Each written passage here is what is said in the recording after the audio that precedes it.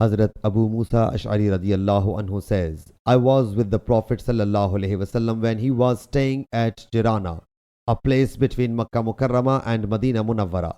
And Hazrat Bilal radiyallahu anhu was also accompanying him then. A desert Arab came to him and said, won't you keep your promise you made to me?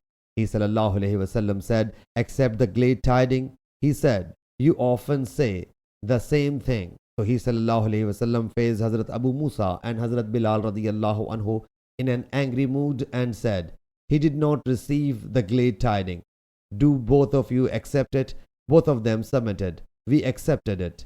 He sallallahu alaihi wasallam then asked for a water vessel and washed his face and hands in it, and then gargled therein. Thereafter, he sallallahu alaihi wasallam said, both of you should drink from it and sprinkle the leftover on your faces and chests and receive the glad tiding.